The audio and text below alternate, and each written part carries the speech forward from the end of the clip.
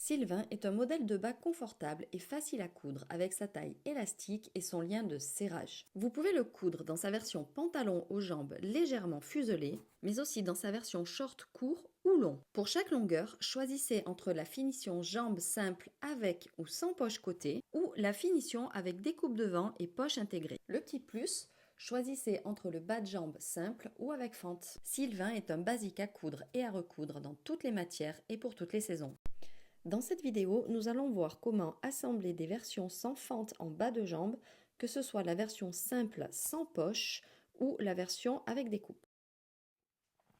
Sylvain a été conçu pour être cousu dans un tissu chaîne et trame souple, de poids léger à moyen, donc de 80 à 150, allez 180 grammes par mètre carré. Donc là, vous pouvez le coudre dans des cotons légers, donc du Tanalaun, de la popeline, dans des viscoses, des tencels, du crêpe, un crêpe léger, fluide, ça peut être sympa, des denimes légers, du chambré aussi. Pour une version plus estivale, le lin peut fonctionner et pour des versions un peu plus hivernales, vous pouvez partir sur des velours fins, légers ou des lainages froids. Donc ça, c'est une laine froide assez souple. Vous pouvez également le coudre dans un tissu extensible, comme du jersey un peu épais, de l'interlock, du molleton ou du French terry. Dans ce cas, vous devrez peut-être sous-tailler le modèle. Donc là, je vous renvoie aux instructions dans le guide de montage, au paragraphe taille.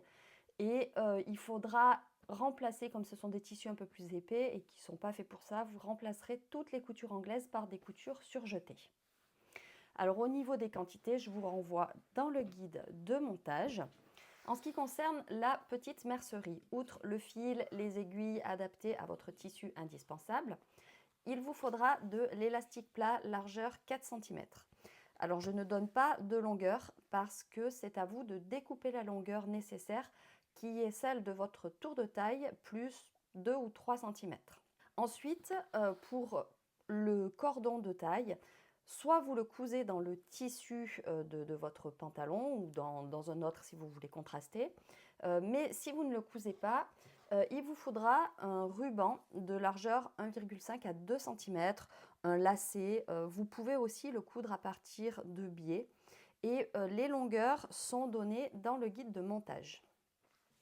Enfin, il vous faudra du thermocollant adapté à votre tissu. Donc pour la bande de taille, notamment si votre tissu est très léger. Vous pourrez vous en passer pour des tissus un peu plus épais avec un peu plus de tenue, là, comme le velours par exemple. La seule chose qu'il vous faudra faire si vous n'entoilez pas votre bande de taille, c'est de mettre au moins des petits carrés pour l'ouverture du passage du cordon si vous choisissez cette option, mais on va y revenir. Par contre, ce que je voudrais préciser, c'est n'hésitez pas à prendre de l'entoilage de qualité, par exemple Viseline ou les DS de chez Stragier, pour être sûr qu'il y ait une bonne pérennité, que le temps que vous allez passer sur votre cousette ne soit pas gâché parce qu'au premier lavage, un entoilage de mauvaise qualité fait cloquer le tissu. Enfin, moi, je sais que ça m'est déjà arrivé et c'est très frustrant. Si vous choisissez l'option poche côté, il vous faudra aussi du droit fil thermocollant pour les ouvertures de poche. Selon la tenue de votre tissu, vous allez venir entoiler complètement les pièces ceinture devant et dos. Donc là, moi, je ne l'ai pas fait parce que j'estime que le tissu a suffisamment de tenue. Mais dans ce cas, si vous réalisez l'option cordon, il faut mettre un carré d'entoilage au niveau des boutonnières qu'on va réaliser pour pouvoir faire passer le cordon. Dans le cas des versions avec bas de jambe sans fente, que ce soit la version simple sans poche côté ou la version à découpe, on surfile uniquement les fourches des pièces jambes dos et devant. On ne surfile aucun des côtés, que ce soit le devant ou le dos, parce que c'est inutile dans le cas de la couture anglaise.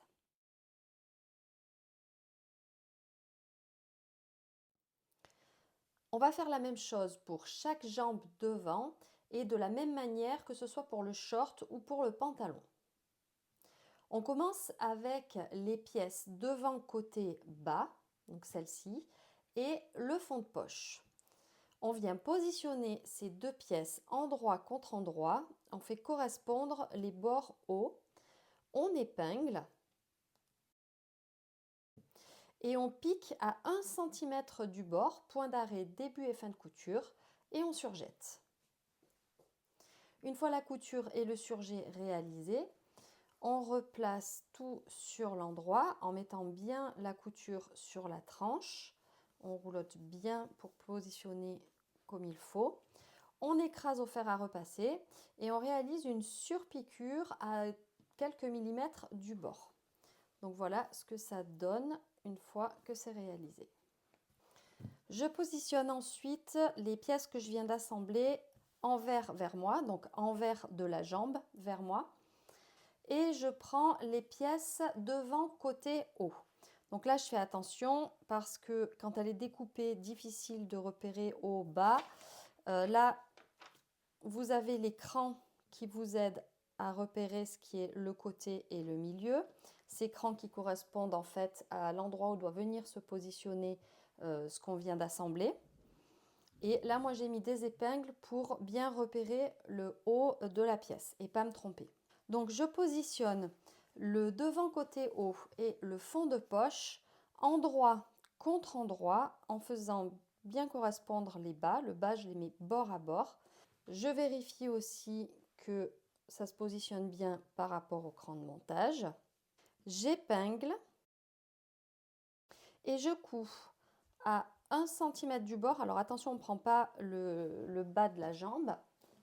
On coud à 1 cm du bord, point d'arrêt, début et fin de couture, et on surjette. On fait ça pour chacune des jambes.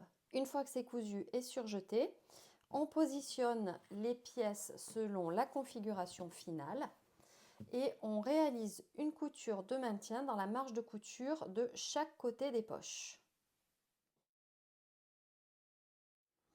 On va maintenant coudre le devant côté qu'on vient d'assembler et le devant milieu.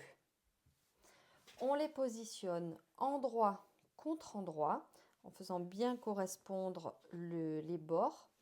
On épingle jusqu'en bas. Ensuite, on réalise une couture à 1 cm du bord, de la taille jusqu'au bas de jambe, point d'arrêt, début et fin de couture, et on surjette. Une fois que c'est fait, on ouvre la couture et on écrase au fer à repasser en rabattant la marge de couture vers le milieu, donc vers la fourche. Sur l'endroit, on réalise une surpiqûre donc du côté du milieu devant, donc toujours du côté de la fourche. On part de la taille jusqu'au bas de jambe. Dans le cas de la version sans fente en bas de jambe, on s'arrête ici. Par contre, si vous avez décidé de réaliser l'option avec fente en bas de jambe, que ce soit pour le short ou le pantalon toujours, il va falloir venir surfiler le côté extérieur sur chacune des jambes. Pour chacune des jambes, devant et dos, on va préformer l'ourlet. Donc on fait 2 replis successifs sur l'envers, un premier de 1 cm et un second de 3 cm. Et on les marque au fer à repasser. Que vous ayez décidé de faire la version avec découpe devant ou la version simple, là on est sur l'option sans fente en bas de jambe. Donc on va assembler les côtés des jambes avec la technique de la couture anglaise. La première étape, c'est de mettre les jambes envers contre envers en faisant bien correspondre les côtés. On épingle autant que nécessaire et le bas de la jambe est assemblé repli déployé. On réalise une première couture à 5 mm du bord, point d'arrêt, début et fin de couture.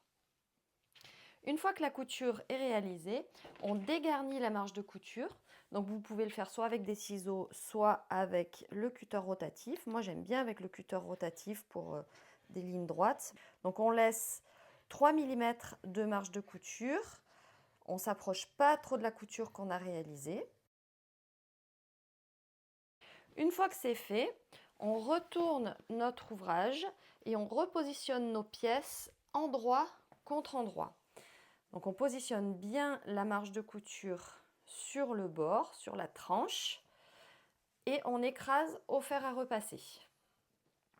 Ensuite, on vient réaliser la seconde couture d'assemblage.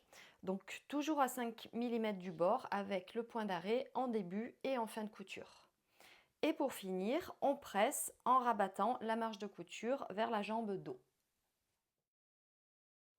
Pour chaque jambe, on va positionner et épingler le devant et le dos endroit contre endroit en mettant les entrejambes bien bord à bord. Donc vous allez remarquer qu'il y a une très légère différence de longueur entre les coutures d'entrejambe devant et dos du pantalon, uniquement du pantalon, pas du short. Et ça c'est normal parce que quand on patronne un pantalon, la longueur de l'entrejambe dos est toujours légèrement plus courte que celle du devant. Alors vous allez voir, c'est peu flagrant pour Sylvain, ça l'est peut-être plus pour d'autres modèles. Donc là, ce qu'on fait dans ces cas-là, c'est que avant d'assembler, on va détendre la jambe dos, c'est-à-dire qu'on va étirer le tissu de l'entrejambe du dos et on va repasser. Au moment de repasser, on étire pour que la longueur de l'entrejambe dos corresponde à la longueur de l'entrejambe devant. Donc là, moi, je l'ai déjà fait. Et donc là, maintenant, on vient piquer à 1 cm l'entrejambe, donc de la fourche jusqu'au bas de jambe, avec un point d'arrêt début et fin de couture, et on surjette. Une fois que c'est cousu, surjeté, on repasse en rabattant la marge de couture vers le dos. Alors, petite remarque, si vous le souhaitez, vous pouvez assembler les entrejambes à l'aide d'une couture anglaise. Donc, dans ce cas, la marge de couture prévue étant de 1 cm, il faut réaliser 2 coutures successives avec des marges de couture de 5 mm chacune. Pour coudre la fourche, donc on retourne une jambe sur l'endroit et on laisse la seconde jambe sur l'envers. Et ensuite, on va enfiler les jambes l'une dans l'autre en mettant les tissus endroit contre endroit. Je vais positionner les deux jambes de telle sorte que les deux fourches soient bien bord à bord. On va épingler de la taille dos jusqu'à la taille devant en faisant bien correspondre les coutures d'entrejambe. En ce qui concerne l'épinglage, vous mettez le nombre d'épingles en fonction de votre aisance et de la fluidité de votre tissu. Et une fois que c'est fait, on va venir piquer de la taille dos jusqu'à la taille devant à 1 cm du bord en faisant un point d'arrêt début et fin de couture. Une fois que c'est assemblé, on repasse en ouvrant les marges de couture. Si vous avez choisi l'option cordon de ceinture, sur la pièce ceinture devant, il va falloir venir réaliser des boutonnières ou poser des œillets au niveau des repères. On vient ensuite ouvrir les boutonnières. Donc là, il y a plusieurs solutions. Vous utilisez soit des ciseaux de broderie, soit un découvite. Alors dans ce cas-là, je vous conseille au moment de l'ouverture de venir placer des épingles aux extrémités de votre boutonnière pour être sûr que par un geste malencontreux, vous n'allez pas venir couper le fil des extrémités des boutonnières. Personnellement, moi j'utilise cet outil qui permet d'ouvrir les boutonnières directement de cette manière. Donc on vérifie bien d'avoir déplié la ceinture, hein, histoire de ne pas couper la partie arrière, enfin intérieure. Et une fois que mes boutonnières sont ouvertes, je viens poser un point de colle anti-effilochage. Une fois que ceci est fait, si vous ne l'avez pas encore fait, on vient préformer les deux pièces de ceinture, donc la pièce devant, la pièce dos. Vous noterez que la pièce dos est légèrement plus longue. Donc on vient plier chacune des pièces en deux dans le sens de la largeur et on presse pour former le pli. Ensuite, on déplie et on vient assembler la ceinture devant à la ceinture dos. Donc si votre tissu a un sens, vérifiez bien que vous le placez correctement. Donc ensuite, on vient épingler les côtés. Donc là, on va venir assembler les côtés avec un point droit. La seule chose, c'est que sur l'un des côtés, on va venir laisser une ouverture d'à peu près 3 cm et c'est l'ouverture par laquelle on glissera l'élastique. Petite précision, l'ouverture qui permettra de passer l'élastique doit être laissée sur la partie qui sera à l'intérieur du pantalon. Donc une fois repliée notre ceinture, elle est comme ça. Le côté où il y a les boutonnières sera à l'extérieur du pantalon, donc ce côté-là sera à l'intérieur du pantalon. Et une fois que les coutures sont réalisées, avec évidemment point d'arrêt, début et fin de couture à chaque fois, on vient ouvrir les marges de couture et écraser au fer à repasser.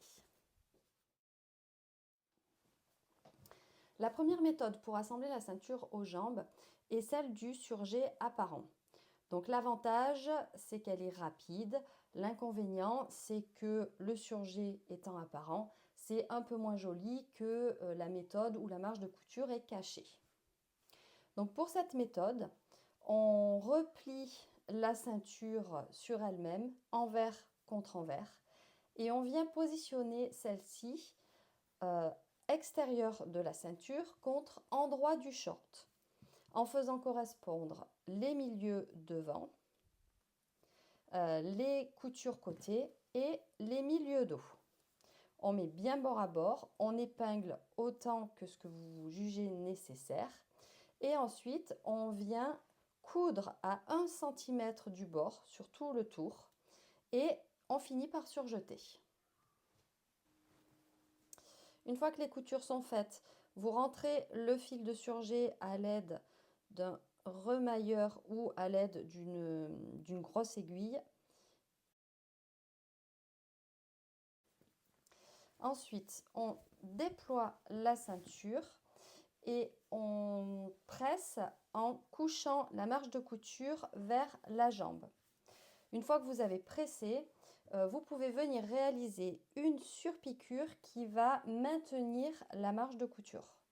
Donc là, pour réaliser la surpiqûre, vous pouvez utiliser un pied avec un guide, comme là le pied à ourlet invisible, qui vous permettra de réaliser une surpiqûre à distance égale du sillon de couture. Voilà ce que donne la surpiqûre. Si vous posez la ceinture avec la méthode de la marge de couture cachée, donc l'avantage de cette méthode, c'est que vous voyez, c'est esthétique, on n'a aucun surjet apparent. L'inconvénient, c'est que c'est une technique qui est un peu plus fastidieuse que celle de simplement assembler la ceinture avec le surjet apparent. On va commencer par préparer la ceinture.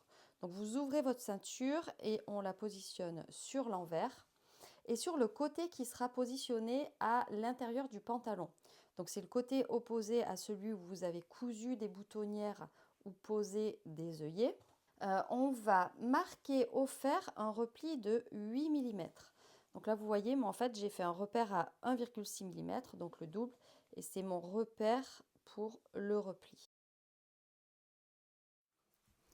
Une fois le repli réalisé, on positionne la ceinture et les jambes endroit contre endroit en faisant correspondre les milieux dos, les milieux devant et les coutures côté.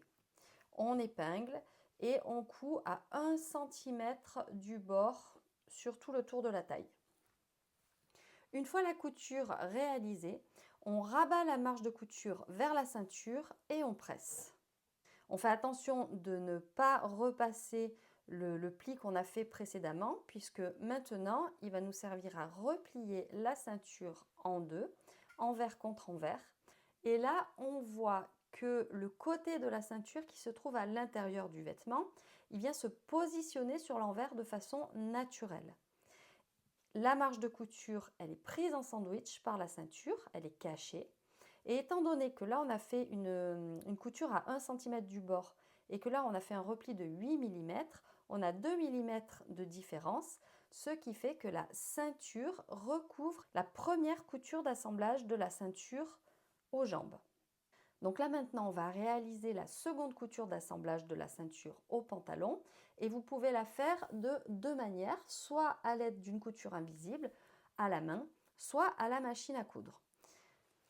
Que vous réalisiez cette seconde couture d'assemblage à la main ou à la machine à coudre, Il va falloir épingler de manière régulière ou bâtir le bord de la ceinture au niveau de la couture d'assemblage ceinture-jambe. Donc là, vous voyez, moi j'ai épinglé, j'ai bien positionné mes épingles dans le sillon de couture. J'en ai vraiment mis beaucoup parce que là, moi, mon objectif, c'est de venir le faire à la machine à coudre. Et à la machine à coudre, donc on va se positionner sur l'endroit du pantalon. Il va bien évidemment falloir retirer les épingles au fur et à mesure que vous avancez. Et on fait la couture dans le sillon de la couture d'assemblage ceinture-jambe. Et du coup, la réussite de cette couture, elle va vraiment dépendre de la précision de votre épinglage, puisqu'à l'intérieur, on a ce petit débord de 2 mm.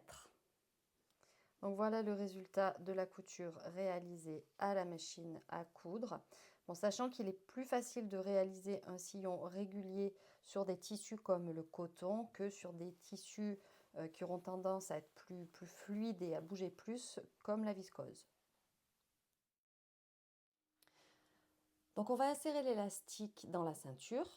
Donc au préalable, vous aurez coupé l'élastique à la longueur souhaitée, donc en fonction de votre tour de taille et pour être à l'aise.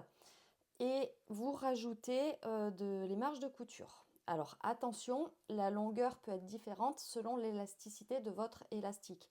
Pour un élastique plus souple, vous aurez peut-être tendance à le couper un peu plus court qu'un élastique moins souple. Donc ensuite, à l'aide d'une épingle à nourrice, on vient glisser l'élastique dans l'ouverture qui est laissée sur le côté de la ceinture. Et au moment où on fait ça, on vérifie bien que l'élastique ne vrille pas. Donc si besoin, vous vous mettez des repères. Donc voilà, mon élastique est inséré. J'ai posé des épingles à nourrice sur chacune des extrémités pour qu'au moment où je fais la vérification pour voir qu'il n'a pas vrillé, j'ai les extrémités de mon élastique qui ne re-rentrent pas. Et puis, quand bien même, si ça devait arriver, vu qu'il y a une épingle à nourrice, c'est plus facile pour le faire ressortir. Je vous parlais de repères pour vérifier que l'élastique est du bon côté. Donc là, moi, j'ai un élastique avec un côté brillant et un côté mat. Si vous n'avez pas de manière de distinguer les deux faces de l'élastique, vous pouvez simplement mettre un trait au stylo friction. Comme ça, au moins, là, vous voyez, j'ai mon côté brillant qui est du côté de l'extérieur. Donc là maintenant, ce qu'on va faire, c'est que je vais enlever les épingles à nourrice et je vais positionner mon élastique de cette manière. Je le superpose, je vais épingler et je vais le fixer avec un point zigzag. Alors, je vous conseille, avant de faire le point zigzag, d'enfiler votre pantalon pour vérifier que la longueur de l'élastique est OK. Donc voilà, maintenant que l'élastique est fixé, vous voyez après l'essayage, j'ai quand même enlevé 5 cm d'élastique. On le rentre dans la ceinture en vérifiant qu'il se positionne bien correctement. Et il va nous rester à refermer l'ouverture dans la ceinture avec un point glissé à la main. Une fois que ceci est fait, on étire pour répartir uniformément les fronces. Et vous pouvez, si vous le souhaitez, donc c'est facultatif, mais réaliser deux coutures au point extensible sur tout le tour de la taille à 1 cm du haut de la ceinture et un autre à 1 cm de la couture ceinture-jambe. Donc au moment où vous cousez, vous étirez bien l'élastique pour que sa longueur corresponde à celle du tissu. Et vous pensez à allonger le point aussi puisque vous avez pas mal d'épaisseur. Donc en fait, l'intérêt de ces deux coutures, c'est qu'elles apportent un côté esthétique et elles permettent de fixer l'élastique, ce qui l'empêche de vriller et de répartir uniformément les fronces. Voilà le résultat une fois que les surpiqûres sont faites. Pour la version sans fente en bas de jambe, donc vous avez déjà préformé vos ourlets. Donc on vient simplement les repositionner et les épingler. Une fois que c'est épinglé, on fixe cet ourlet à la machine à coudre au point droit en partant d'une des coutures d'entrejambe et en faisant se superposer la couture au niveau de la couture d'entrejambe, ce qui équivaut à un point d'arrêt. On va préformer le lien en pliant la bande de tissu en 4 dans le sens de la longueur, un petit peu comme un biais du commerce. D'ailleurs, si vous avez une machine à biais, vous pouvez vous en servir pour cette étape. Donc en gros, je plie ma bande de tissu en 2, envers contre envers dans le sens de la longueur.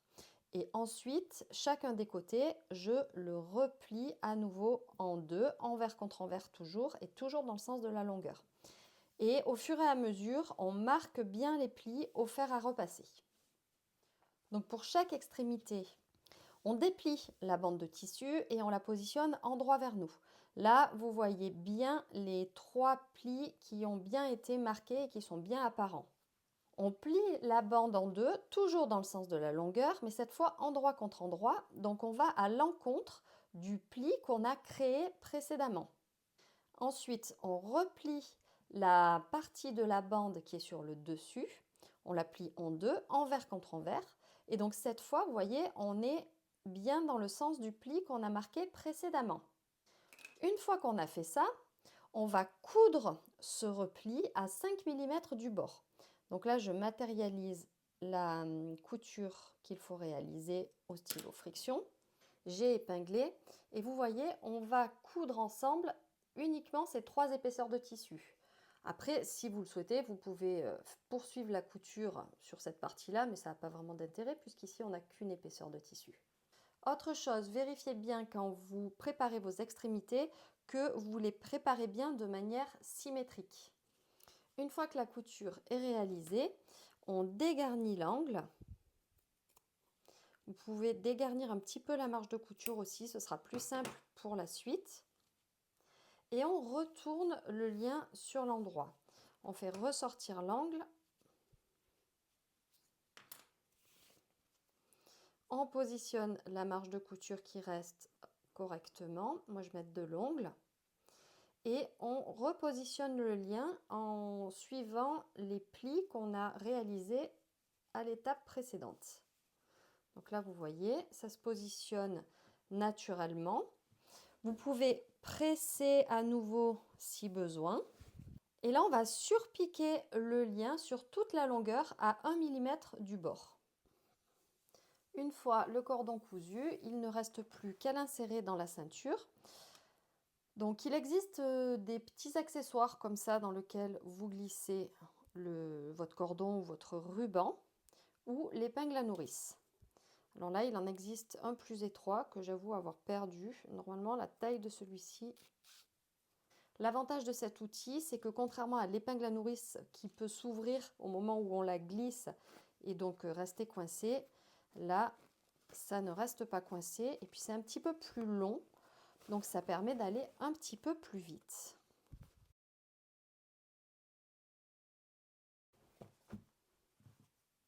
Et voilà.